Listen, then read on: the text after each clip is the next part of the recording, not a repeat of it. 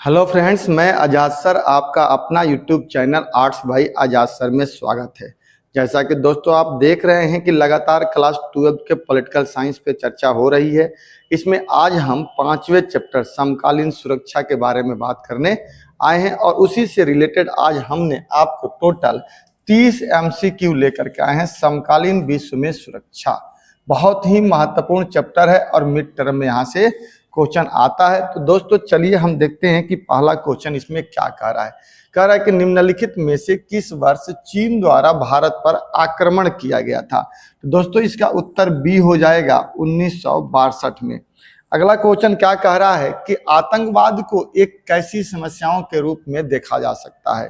तो कह रहा है कि एक देश की समस्या है, नहीं एक देश की तो समस्या है, दो देशों की समस्या ये भी है, एशिया महाद्वीप की समस्या है।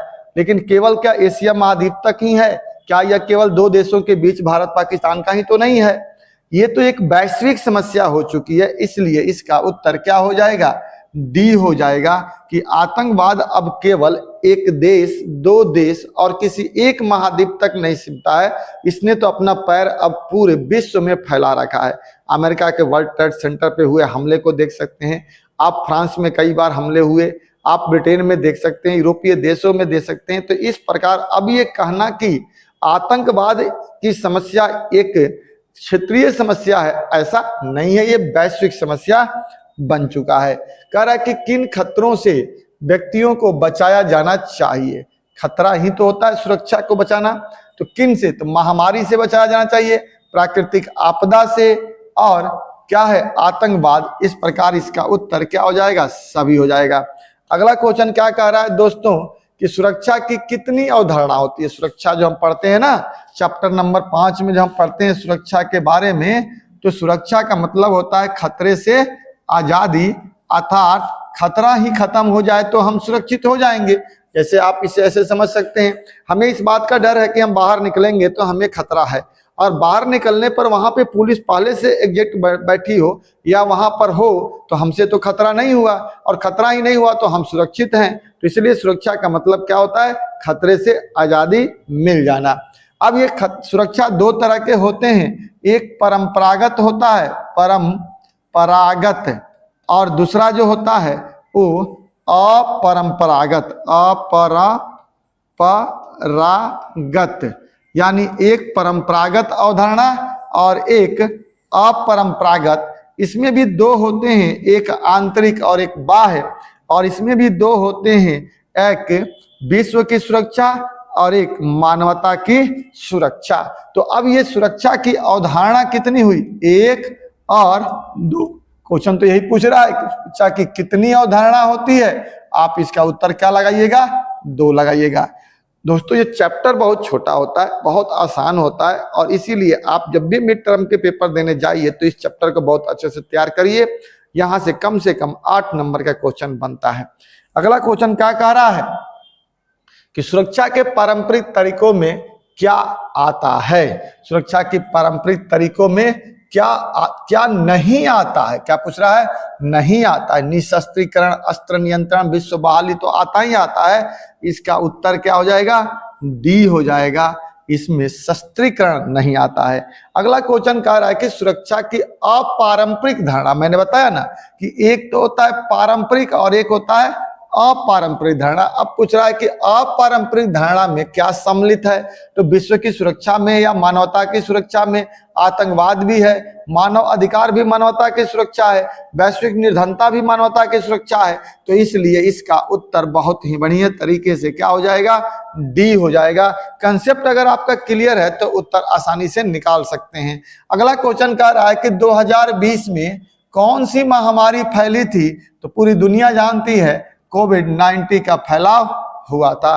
अगला क्वेश्चन क्या कह रहा है कि निम्नलिखित में से कौन सी संधि अस्त्र नियंत्रण संधि है, यानी अस्त्र को रोकने के लिए अस्त्र परिसीमन संधि 2, सामरिक अस्त्र न्यूनीकरण संधि, परमाणु अप्रसार। उत्तर इसका सभी हो जाएगा। ठीक है दोस्तों, ये सभी 60 के दशक में संधि की गई थी ताकि आने वाले समय में अब कोई लड़ाई युद्ध ना हो। अगला क्वेश्चन कह रहा है क्या, कितने देशों द्वारा जैविक हथियार समझौते पर हस्ताक्षर किया गया था? तो 152 देशों पर। कितने? 152। उत्तर क्या हो जाएगा? बी हो जाएगा। अगला क्वेश्चन क्या कह रहा है कि शीत युद्ध कब प्रारंभ हुआ? तो भैया शीत युद्ध तो सेकेंड वर्ल्ड वॉर के बाद ही स्टार्ट हुआ ना, तो द्वितीय विश्व युद्ध तो बाद ही होगा। द्वितीय विश्व युद्ध 1945 में समाप्त हो गया और उसी के बाद से ही शीत युद्ध की स्टार्ट हो गई। कहते हैं कि शीत युद्ध जो है वो 1945 से लेकर के 1991 तक चला था, क्योंकि शीत युद्ध दो देशों के बीच चला था। एक तरफ अमेरिका था, ये पूरे आधा दुनिया को लेकर के चल रहा था, पूंजीवादी देशों को, और दूसरी तरफ एक यूएसएसआर था जो साम्यवादी व्यवस्था को लेकर के चल रहा था। तो ये एक तरह से कहिए कि विचारधारा की भी लड़ाई थी। एक ऐसी विचारधारा थी जो कि अमेरिका की थी, और एक ऐसी विचारधारा थी जो किसकी थी? वो यूएसएसआर की थी। यूएसएसआर जो था वो अपनी विचारधारा साम्यवादी लेकर के चल रहा था, जबकि अमेरिका पूंजीवादी विचारधारा को लेकर चल रहा था। और इसी को लेकर के दुनिया दो हिस्सों में बटी हुई थी और कोई लड़ाई नहीं हो रहा था, इसीलिए इसको हम शीत युद्ध कहते हैं। तो इसका उत्तर क्या हो जाएगा? सी हो जाएगा। अगला क्वेश्चन है दोस्तों कि उपनिवेशवाद का आजाद होना कब से आरंभ माना जाता है, यानी कब से दुनिया में उपनिवेशवाद को खत्म करने की कोशिश की गई? तो उपनिवेशवाद को खत्म करने की कोशिश 40 के दशक में ही शुरू हुआ था। कब हुआ था? 40 के ही दशक में शुरू हुआ था, और इसीलिए 40 के बाद से बहुत सारे देश आजाद होने, इसमें कह रहा है 40 के उत्तरार्ध में, उत्तरार्ध का मतलब होता है आधा के बाद, यानी लगभग 1950 के बाद से दुनिया में सारे देश स्वतंत्र होने शुरू हो गए। उस श्रेणी में भारत भी आता है। भारत भी 1947 में आजाद होता है, श्रीलंका 1948 में आजाद होता है, चाइना 1949 में आजाद होता है। इस तरह से धीरे धीरे प्रक्रिया हमारा सेकेंड वर्ल्ड वॉर के बाद शुरू हो जाता है। अगला क्वेश्चन कह रहा है कि परंपरागत सुरक्षा नीति का एक तत्व और है। अब क्या कह रहा है कि परंपरागत सुरक्षा नीति जो हमारा है अवधारणा, उसका एक तत्व और क्या है? शक्ति का विकेंद्रीकरण, शक्ति संतुलन, धनोपार्जन, इनमें से कोई नहीं। तो दोस्तों इसका उत्तर बी हो जाएगा, शक्ति का संतुलन। क्या होगा? शक्ति का संतुलन होगा, क्योंकि दुनिया में जब तक वायलेंस नहीं होगी तब तक कैसे हम दुनिया को चला सकते हैं, इसलिए संतुलन हमारा बहुत जरूरत है। शक्ति संतुलन का यहाँ मतलब ये होता है कि जब हम, जैसे मान लीजिए मैं अकेला देश हूं, एक सामने वाला भी देश है, उसके साथ में 2-3 देश और जुड़ गए तो निश्चित तौर पे उसकी शक्ति ज्यादा दिखने लगेगी। तो हम भी जाकर के 2-3 देशों से अपनी क्या कर लेते हैं? संधियां कर लेते हैं। तो हमारे साथ भी 2-3 देश आ गए, उनके साथ भी 2-3 देश हैं, तो हमारी भी शक्ति ज्यादा हो गई, उनकी भी ज्यादा शक्ति हो गई। ऐसे स्थिति में दोनों क्या बन गए? शक्ति का संतुलन इसे कहते हैं। ठीक है। अगला कह रहा है सुरक्षा धारणा के तहत रासायनिक हथियार संधि कब हुई थी? 1992 में हुई थी। ठीक है, तो इस तरह से इसका उत्तर क्या हो जाएगा? 1992 हो जाएगा। अगला क्वेश्चन कह रहा है सन 1990 के दशक में विश्व सुरक्षा अवधारणा उभरने के कौन से कारण नहीं थे? कौन से कारण नहीं थे 90 में? कह रहा है कि विश्व के दशक में विश्व सुरक्षा की अवधारणा उभरने के कारण नहीं थे। तो इसका उत्तर क्या हो जाएगा? डी हो जाएगा। इसका उत्तर क्या हो जाएगा? डी हो जाएगा। अगला क्वेश्चन कह रहा है कि सुरक्षा धारणा के तहत जैविक हथियार संधि किस वर्ष संपन्न हुआ था? तो जैविक हथियार संधि 1972 में। जैविक मतलब होता है बायोलॉजिकल वेपन्स, इसको कहते हैं, यानी बायोलॉजिकल हथियार कहते हैं। इसका 72 में से समाप्त कर दिया गया था। अगला क्वेश्चन कह रहा है दोस्तों विश्व राजनीति में प्रत्येक देश की सुरक्षा का दायित्व व्यवहारिक रूप से किसे करना पड़ता है? तो सुरक्षा परिषद को सुरक्षा करने की व्यवहारिक रूप से दायित्व सौंपा गया है। किसको सौंपा गया है? सुरक्षा परिषद को सौंपा गया है। अगला कह रहा है कि सुरक्षा का अर्थ क्या होता है? मैंने पहले ही आपको समझाया कि सुरक्षा का अर्थ का मतलब ये होता है कि हमें खतरों से क्या मिल जाए? आजादी मिल जाए।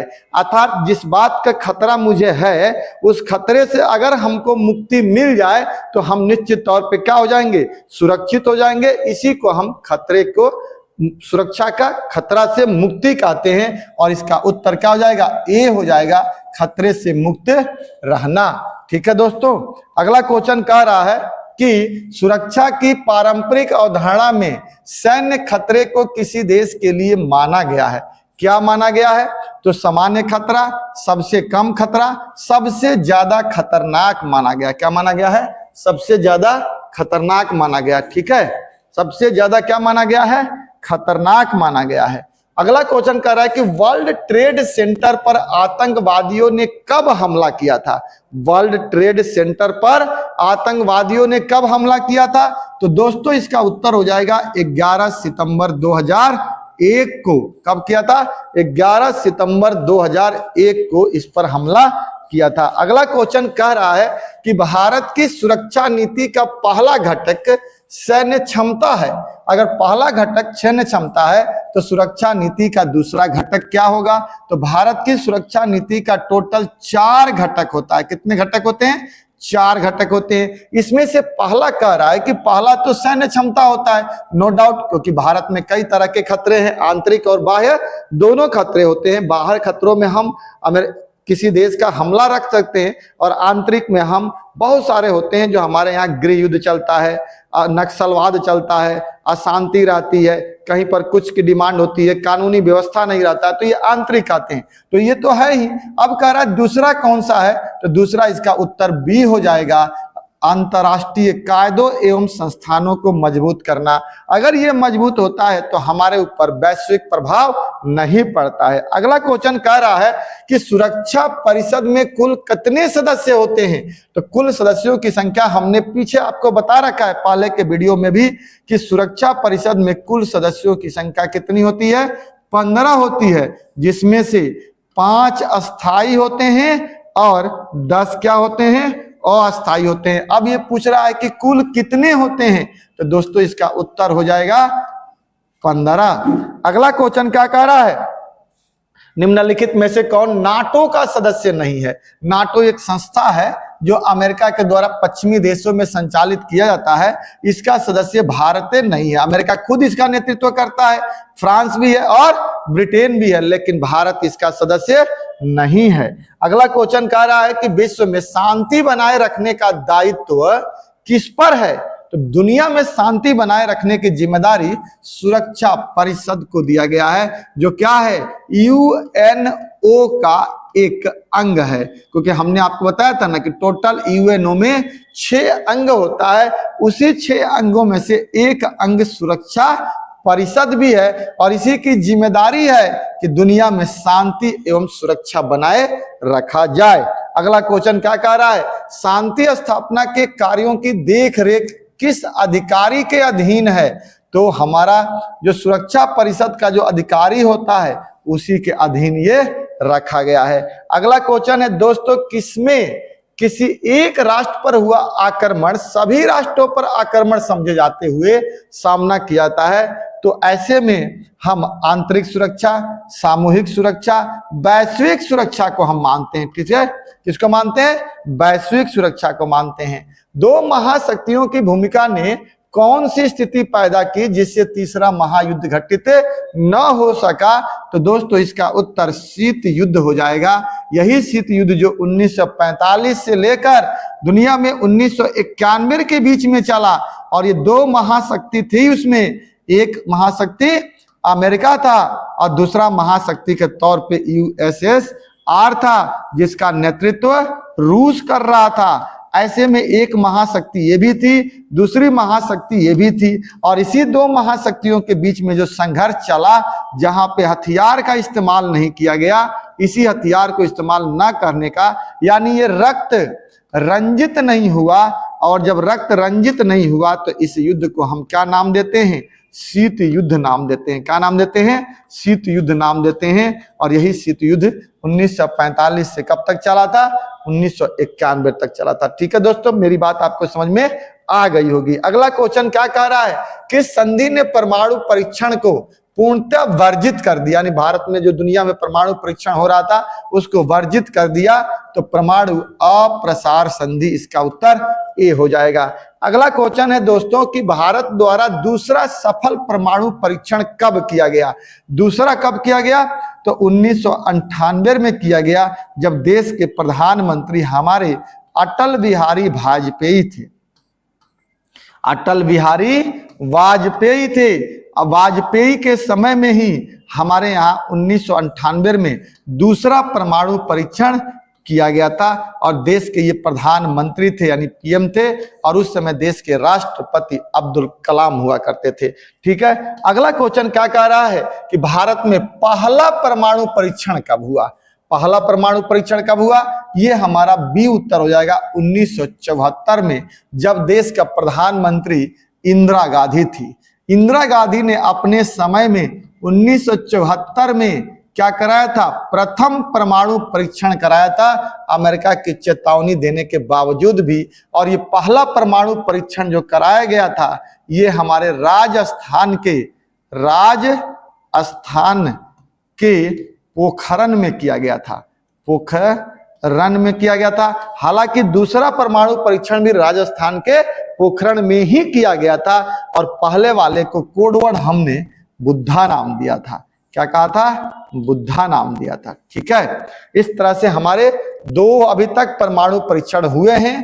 पहला परमाणु परीक्षण आपको बताया गया 1974 में और दूसरा परमाणु परीक्षण 1998 में। दो परमाणु परीक्षण हमारे देश ने अभी तक कर लिया है।